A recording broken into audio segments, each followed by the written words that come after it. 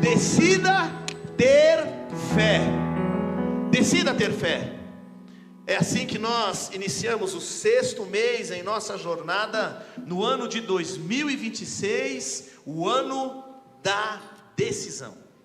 Queridos, decidir ter fé pode trazer para alguns uma ligeira estranheza, e quero neste momento justificar sobre qual tipo de fé nós estamos e passaremos a falar então neste mês de maneira mais veemente.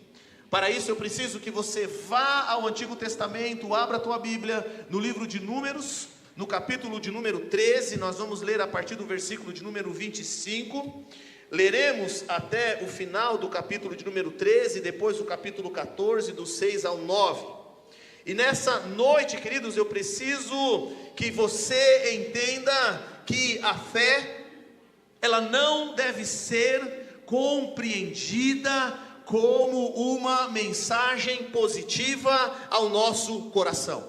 Fé não é otimismo, fé não é uma emoção mística. Fé, queridos, é revelada nas Escrituras Sagradas. E nós temos 2 tipos de fé bem marcadas nas Escrituras. Podemos chamá-las de dimensões de fé. Eu preciso que antes da leitura você entenda isso de maneira muito clara, até porque também isto faz parte da introdução de toda a série. Nós podemos dividir então a fé em 2 dimensões, e a primeira dimensão, que comumente falamos acerca da fé, é a fé que nós chamamos de dimensão passiva. A fé enquanto dom. O livro é de Números, o capítulo é de número 13, a partir do versículo 26, mas mantenha a sua Bíblia aberta em nome de Jesus e foque no que eu estou falando agora neste momento. Nós temos 2 dimensões da fé. A primeira fé, ela pode ser chamada de uma dimensão mais passiva, porque ela é dada por Deus. Não, queridos, entenda esta passividade como sinônimo de inércia, mas entenda esta passividade como sinônimo daquilo que lhe é entregue. Então, nesse sentido, a fé cristã, esta passividade, nós podemos ter a fé como um dom, o dom dado por Deus. E nesse sentido, quando nós falamos acerca da salvação, é a maneira que Deus opera a salvação do ser humano. A epístola de Paulo aos Romanos vai dizer que nós estávamos mortos em nossos delitos e em nossos pecados. Então, nesse sentido, Deus toma a iniciativa, e nós chamamos esse movimento de monergismo, ou seja, algo que vai em uma única direção. O ser humano, ele não pode perceber a salvação de Deus, a não ser que Deus o revele. O ser humano, ele não pode, em meio às suas concupiscências e pecados, simplesmente escolher ser salvo por Deus, porque é o Senhor quem se manifesta e quem salva. Nesse sentido, existe uma dimensão da fé, como esta passividade dada por Deus, que tem a ver com a nossa salvação. A fé, queridos, nesse sentido, enquanto dom, enquanto presente de Deus, ela é dada a nós sem que nós a mereçamos. O Senhor Jesus, em seu eterno poder, Ele olha para os seres humanos e decide então salvar a humanidade. Não há nada que a humanidade faça para completar a obra da salvação. Não há nada que a humanidade faça para então completar aquilo que Cristo já fez na cruz. A isto nós chamamos de monergismo, este movimento de um para o outro, de Deus para nós, e nós simplesmente recebemos este presente, confiados no sacrifício de Jesus, e nós entendemos que nós não podemos fazer nada por conta própria que dê resultado então desta fé nesse sentido. Esta fé, ela é autorrevelada, porque é uma fé que se mostra quando Deus se revela então ao homem. Não é porque o homem faz as suas próprias forças que esta fé ela é construída no íntimo e no âmago do ser humano. Não, esta fé é uma fé auto-revelada, é uma fé que alcança o ser humano em seu ato de regeneração. Ele estava morto em seus delitos e pecados, e o Senhor então o resgata, o levanta, o tira da sepultura. Ele não está dormindo, ele está morto. Então esta é uma primeira dimensão da fé. Mas quando, queridos, nesta série nós falamos acerca dessa decisão de ter fé, e nessa noite nós veremos a partir do tema uma escolha diária, eu gostaria de ir para uma outra dimensão de fé. E essa dimensão de fé nós podemos chamá-la de dimensão ativa da fé. É uma fé que é posta em ação. E nesse sentido nós podemos acessar textos neotestamentários. E eu queria te lembrar alguns para que a tua memória fosse refrescada acerca disto. E o primeiro que eu gostaria de citar é Marcos 9, versículo de número 24. Então, quando ali existia um jovem que estava possesso de demônios, Jesus pergunta então para aquele pai se ele então cria que Jesus pudesse fazer e pudesse libertar então aquele jovem em meio à sua possessão demoníaca. E aí aquele pai, o texto está em Marcos capítulo de número 9, ele vai dizer assim: eu creio, mas ajuda-me na minha fé. Esta fé, ela não é fé de salvação. Esta fé, ela é uma fé na dimensão ativa. Outro texto em Lucas capítulo de número 17, versículo de número 5, os discípulos então eles estão falando ao Senhor, dizendo assim: Senhor, aumenta-nos a nossa fé. Perceba que esta fé não é uma fé de salvação, é uma fé do cotidiano naquilo que Deus está fazendo e a maneira com a qual Ele está se revelando. O último texto, Tiago capítulo de número 1, versículos 5 e 6, a palavra de Deus vai dizer que então a nossa fé, ela tem que ser uma fé que em nada duvide, pois aquele que duvida, ele é semelhante à onda do mar. Ela é impelida de um lado para o outro e agitada pelo vento de um lado para o outro. Mateus capítulo 7, versículo 7 também, Jesus ensinando ali os seus discípulos, ele vai dizer: olha, pedi e dar-se-vos-á, buscais e acharei, batei e abrir-se-vos-á. Pois todo aquele que pede recebe, o que busca encontra, e a quem bate abrir-se-lhe-á. E aqui Jesus estava ensinando os seus discípulos, ali no sermão da montanha, ele aos seus ouvintes, a realizar então oração eficaz. Preciso dizer para você, queridos, que quando eu e você enfrentamos algumas situações em nossas vidas, crises e medos e ansiedades, nosso corpo ele reage a todas estas intempéries. Mas é justamente nesses momentos que nós somos desafiados a darmos um passo a mais, a darmos um passo de fé, a caminharmos em direção ao milagre, a não olhar as dificuldades, as circunstâncias, mas olhar para Jesus. E é nesse texto essa noite que nós começaremos a falar sobre um grupo de espias que sai então por ordem de Moisés para espiar a planície, a qual eles haveriam mais tarde de tomar posse delas. E nós então veremos que estes 12 homens, eles estão movidos por impressões diferentes em seus corações. E o resultado, queridos, daquilo que eles vão falar, tem muito a ver com as bases de fé, as quais eles estavam tendo naquele momento. E para isso, a sua Bíblia já está aberta, o texto já está projetado. Eu quero começar a fazer a leitura no versículo de número 26. E a palavra do Senhor vai dizer o seguinte: eles retornaram a Moisés e a Arão e a toda a comunidade de Israel no deserto de Parã, onde prestaram relatório a eles e a toda a comunidade de Israel, e lhes mostraram os frutos da terra. Deram o seguinte relatório a Moisés: entramos na terra a qual tu nos enviaste, onde flui leite e mel. Aqui estão alguns frutos dela. Contudo, o povo que lá vive é poderoso, as cidades são fortificadas e muito grandes. Também vimos os anaquins, Os amalequitas vivem no Negueve. Os hititas, os jebuseus e os amorreus vivem na região montanhosa. Os cananeus vivem perto do mar, junto ao Jordão. Então Calebe fez o povo calar-se diante de Moisés e disse: subamos e tomemos posse da terra, porque certamente conseguiremos fazer isto. Os homens que tinham ido com ele, porém, disseram: não podemos atacar aquele povo, é mais forte do que nós. Eles espalharam entre os israelitas um relatório negativo acerca da terra que haviam espiado. Disseram: a terra que percorremos para espiar devora os que nela vivem. Todos os que vimos são de grande estatura. Vimos também os nefilins, isto é, os anaquins, diante de quem parecíamos gafanhotos aos nossos olhos e aos olhos dele. Continue, queridos, essa leitura a partir do versículo de número 6, do capítulo de número 14.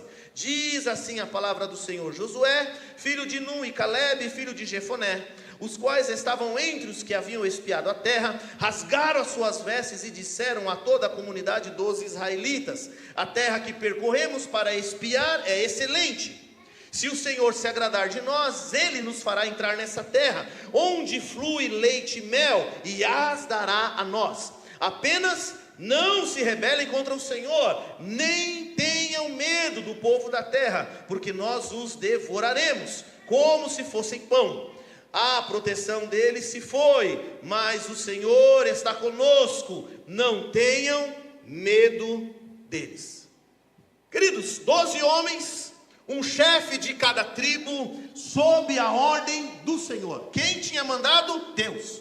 Deus instruiu a Moisés para que aqueles homens, um de cada tribo, um líder de cada tribo, e aqui, queridos, é importante você entender a importância da liderança.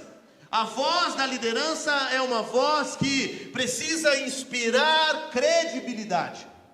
Deus fala a Moisés para que Moisés escolhesse um de cada tribo, para que ele subisse então a planície de Canaã, visse ali a região chamada região do Levante. Deus já tinha dito àquele povo que eles conquistariam aquela terra.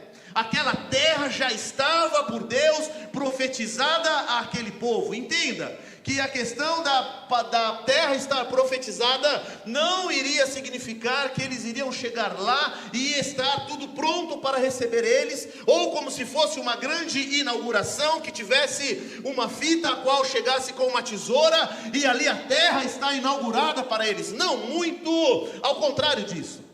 Na terra havia gigantes, na terra havia os hititas, na terra haviam outros povos. Aquela terra ela já estava então ocupada, e aqueles homens caminharam durante 40 dias, preste atenção, durante 40 dias. É interessante a completude do número 40, porque o povo também havia ficado por cerca de 40 anos no deserto. E nesse sentido Deus manda para que aqueles homens andassem, e eles então visitassem, eles esquadrinhassem, eles analisassem aquela terra que estava diante dos olhos deles. E aqui a ideia, queridos, por trás era experimentar estes homens para adiante da promessa a qual cada um deles tinha recebido. Aqueles homens tinham a certeza de algo, que eles tinham saído do Egito e iriam entrar na terra de Canaã. Havia, queridos, uma atenção e um ponto aqui o qual eles não poderiam se esquecer. Eles não poderiam murmurar no meio do caminho, não poderiam praguejar, não poderiam se esquecer dos feitos do Senhor. Aquele povo, queridos, deveria caminhar pelo deserto e alcançar a região do Levante, e ali, queridos, produzir novos lugares para adorar ao Senhor. Para que você se lembre do que nós estamos falando, quando o povo sai de lá do Egito, a ordem para Faraó era que deixasse o povo sair, para que eles pudessem adorar ao Senhor. Havia, queridos, um plano maior em curso. Aquele povo deveria alcançar a terra de Canaã. Aquele povo deveria marchar por aquela região. Aquele povo deveria constituir ali as suas moradias. Aquele povo então haveria de chegar naquela região por causa da bênção proclamada a partir ali do Egito. Mas nós percebemos, amados e amadas do Senhor, que a fé que precisava ter sido desenvolvida, parece-me que nos 40 dias que eles vigiaram a terra, não foi exatamente isso que aconteceu para a maioria. Temos aqui dois relatos sobre a mesma situação, a mesma terra, os mesmos gigantes e os mesmos frutos. Aqueles homens recebem a mesma ordem.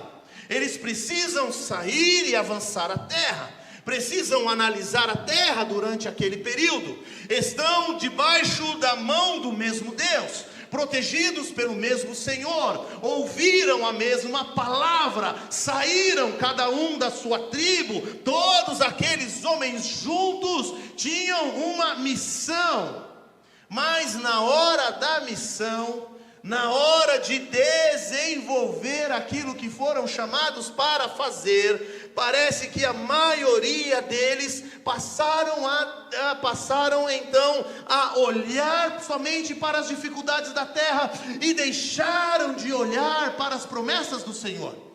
E se isso, amado e amada do Senhor, não acontece comigo, não acontece contigo, por óbvio que sim.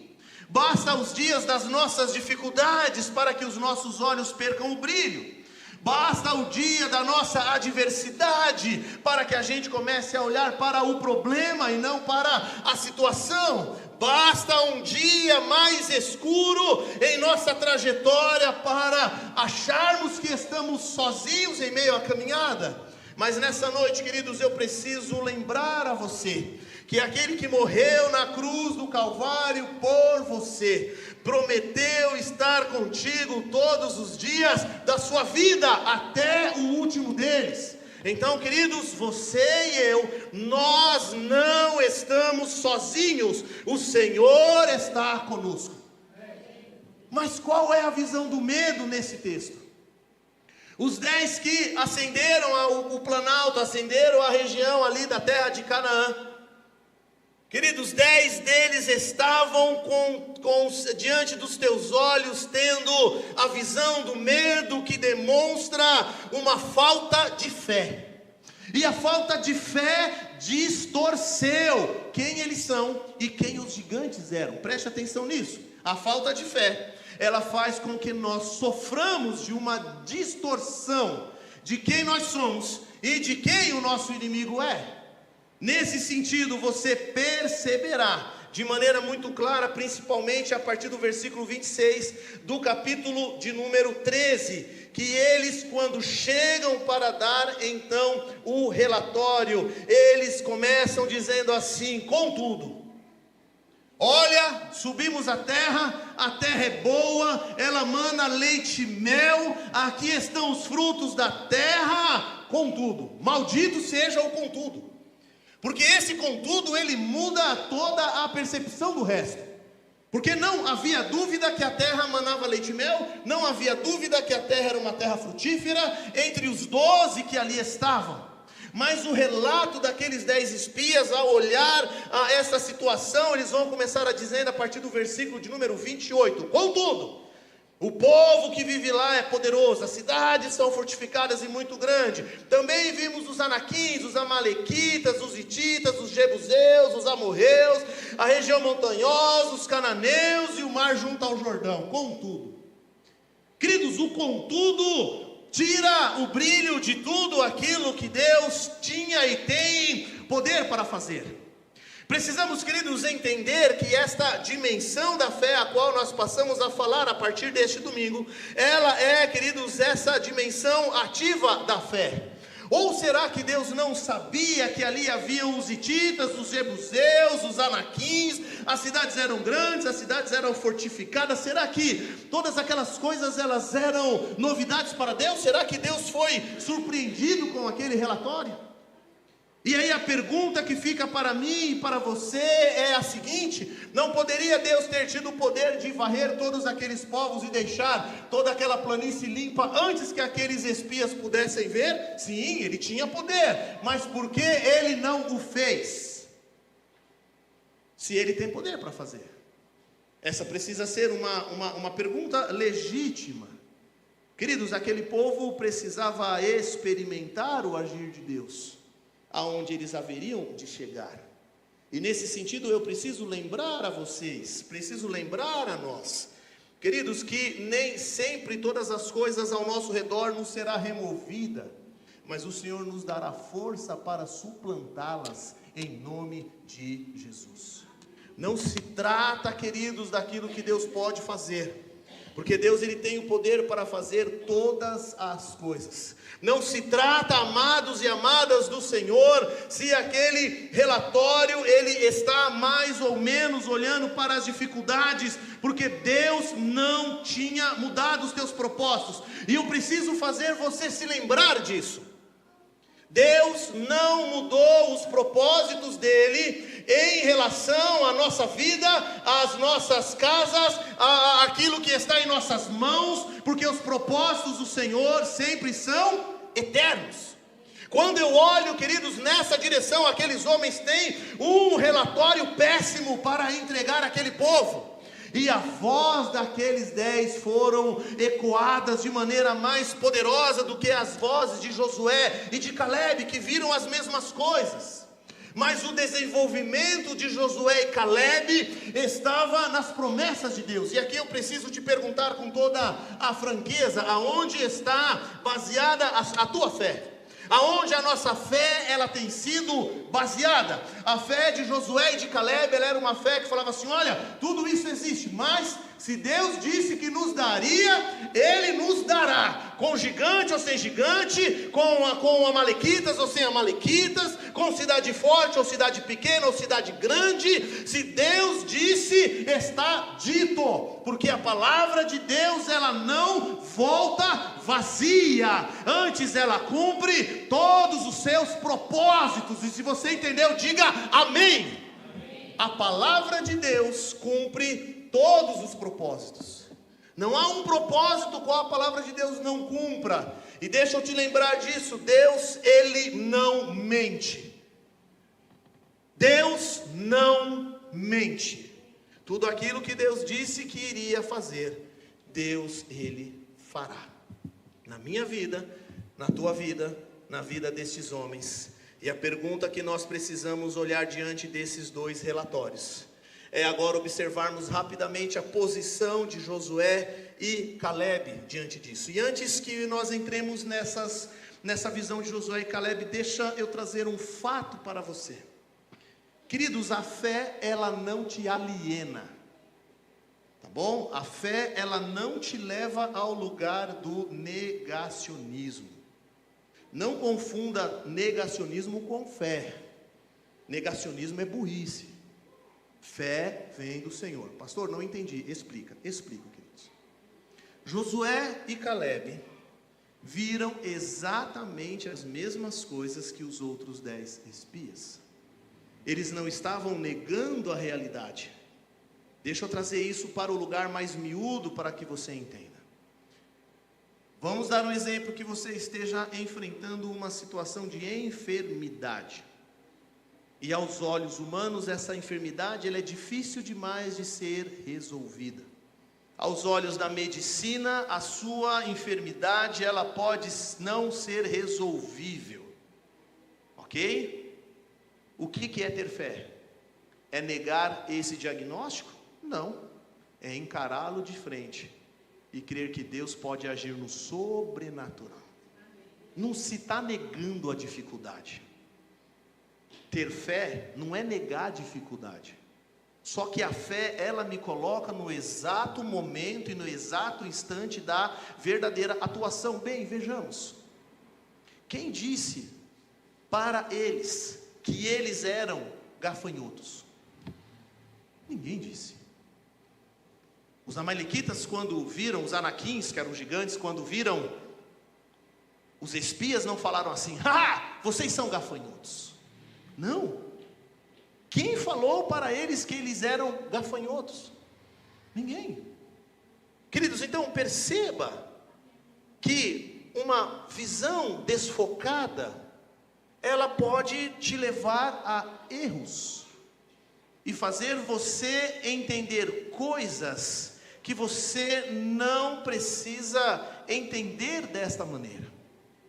Imagina que o pastor aqui de repente agora retire os seus óculos e tente enxergar quem está lá na porta. Dura lição é esta. Você fala, pastor está cego. Pastor está cego. Então quando eu tiro os meus óculos, eu enxergo os irmãos meio que como árvores. Defino os de mais perto e graças a Deus a Elaine está aqui. Não posso confundi-la em lugar nenhum, porque eu sei que ela está aqui do meu lado. Mas queridos, perceba que a fé, ela age desta mesma maneira. Porque quando, queridos, eu entendo quem realmente eu sou, quem eles eram? Povo de Deus.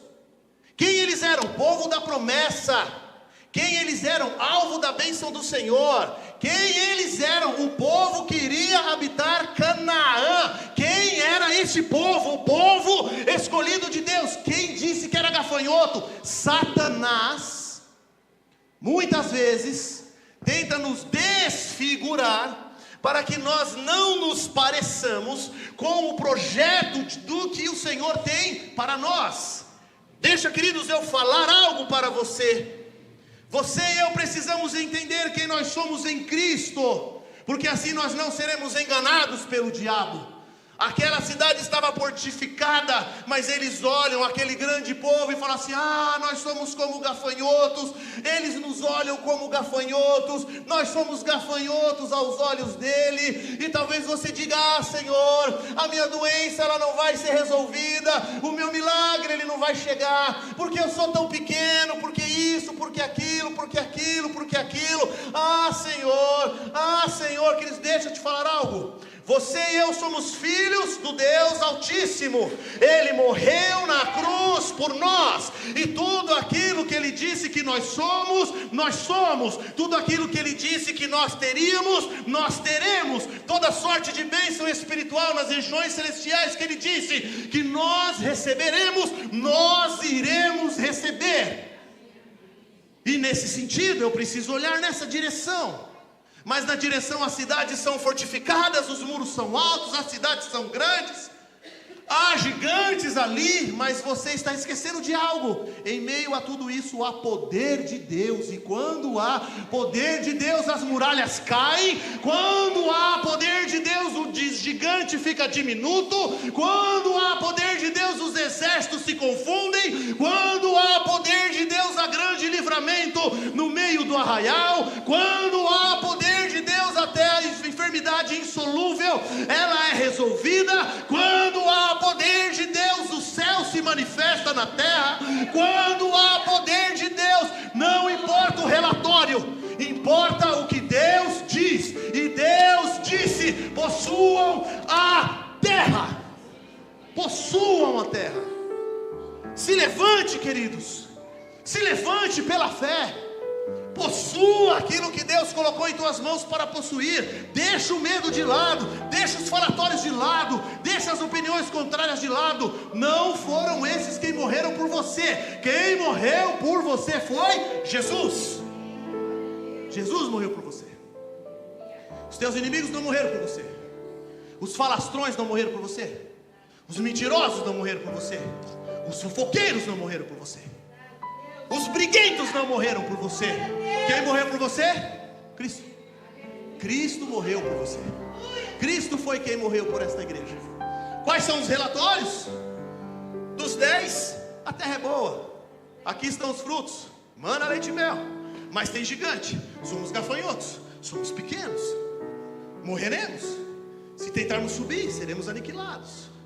Qual é o relatório de Josué e Caleb? Eia, subamos, conquistemos, pois se Deus disse, está dito. Se Deus disse, já está decretado. Deus disse. O que Deus disse, conquistará.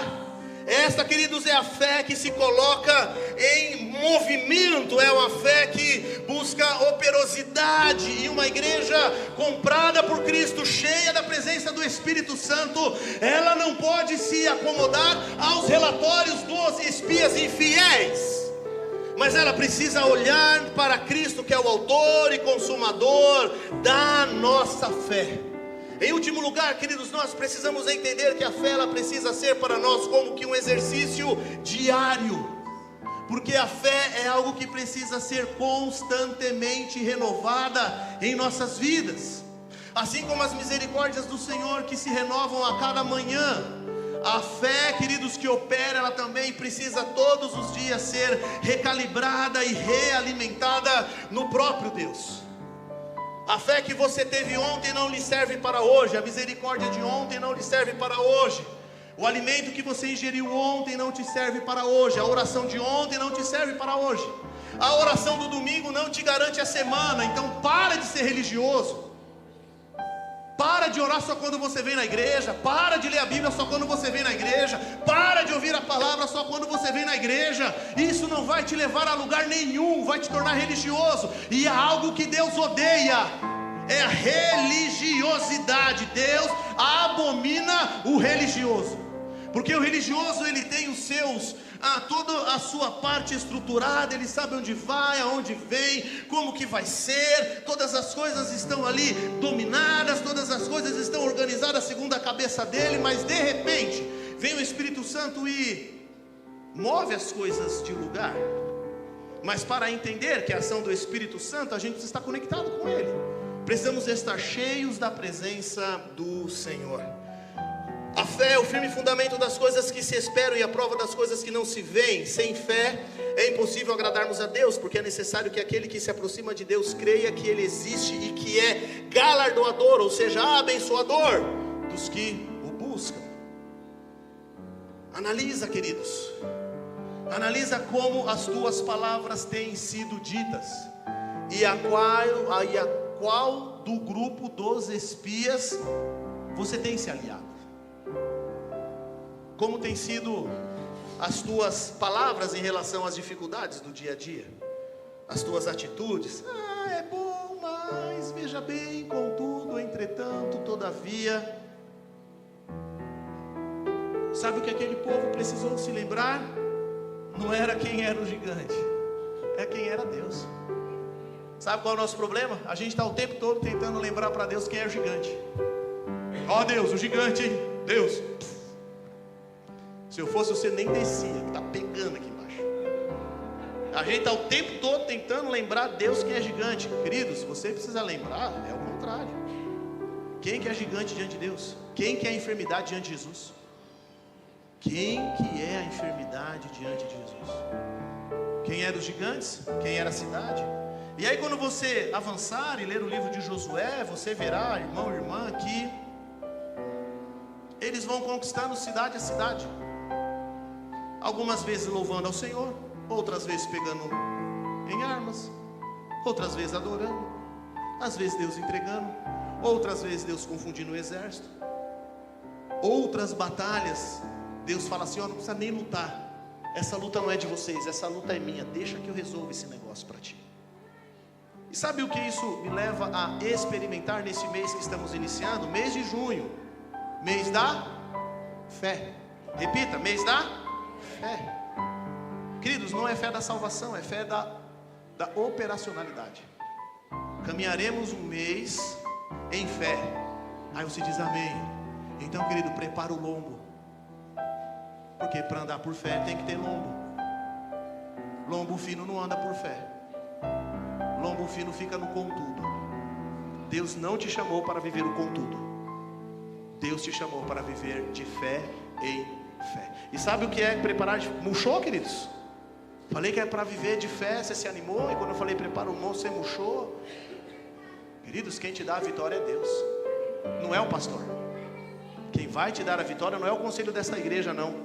Quem vai te dar a vitória não é, queridos, o pastor. Quem vai te dar a vitória é Deus.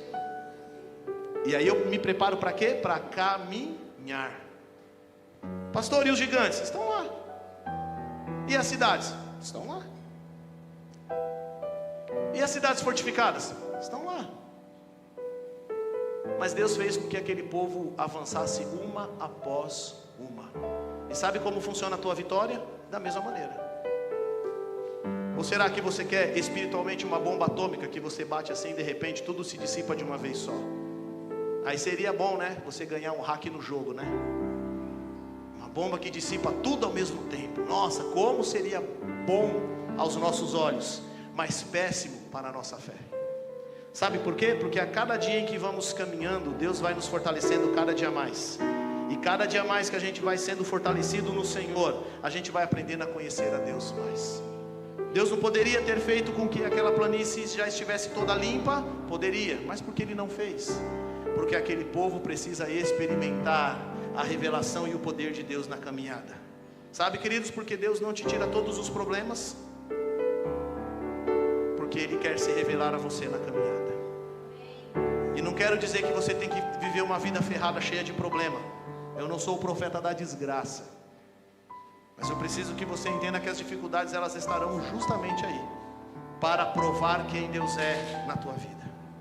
E Deus fará com que neste mês nós vivamos esses 4 encontros sobrenaturais. Quero dizer algo para você, queridos: não perca os próximos encontros. Ah, pastor, eu já tomei ceia, estou calibrado para o mês inteiro. Quem come uma vez só no mês morre de fome.